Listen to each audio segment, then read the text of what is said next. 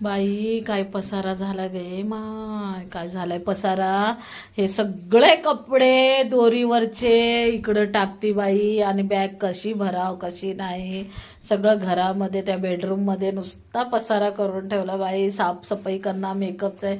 या टाकीवर पिण्याची टाकी आहे, त्या पिण्याच्या टाकीवर हातोडीन कांगण वांगण हे बर्फ्यूम ठेवाव का काय बाय. मग तर मी तर ना आता बोलत नाही ना, म्हणून तिला लय जास्त बोलल्यावर थोडी येणार आहे. पण आपलं लेकरू नाही शानं. आपल्या लेकराईनं बघा कसं केलंय. हे बघा हे काय पसारा केलाय, काय आहे सगळा पसारा बाई. आंघोळीला पाणी ठेवलंय, काय सांगा. हे काय केलंय, गदळपचपणा केलाय, गदळपच.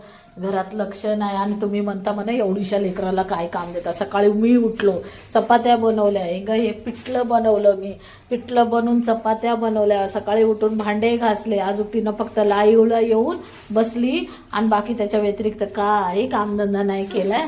आणि हे फक्त तिनं झाड लोटायली, झाडून मारायला, कधी पारसं घर करणार, कधी काहीच करणार. उठती आणि लाईव्हला येते आणि दूध घेऊन येते, दुधाचा पुडा झालं यायचं. सगळे एवढे भांडे मी घासले. टायपर काय टायपर काय म्हणतात, टायपर म्हणतात की कायकर म्हणतात माहित नाही.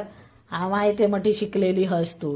चांगलं घेत नाही, काय नाही, पुसून घेत नाही आणि व्यवस्थित घर ठेवा. हे कपडे कधी करणारच ग तू. हे माझे एवढे धुवायचेत का, आणि पाणी आहे का काय सांग. जाऊ दे का बाईच्या हिला बोललं की मला चक्को येते, त्याच्यासाठी मी बोलत नाही बाई. जाऊ दे तिकडे, मला आंघोळीला जाऊ दे. चल आता विसरतो थोडा वेळ. मग आता 3 वाजायलेत दुपारचे. मी काय करू मग, तू करायला पाहिजे. मी कशी आंघोळ केली पटापट. कसं घर पुसायली, लय चांगलं पुसायला. तू काही कामाची नाहीस, थँक्यू. मूर्ख आहेस, थँक्यू. गधी आहेस. थँक्यू. तुला नांदेडलाच इथं राहू देतो. बघ, सत्य असत्य बोललीस म्हणून लाईट गेली. सत्य बोलली असती तर लाईट आली असती. चल चल हवे कर पुढचं काम. चल चल ठेव फोन. अर्ध्या तासात झालं पाहिजे ना, तर झाडणीनं घेऊन तुझं काढते, ना तर चपलीनं चोळील.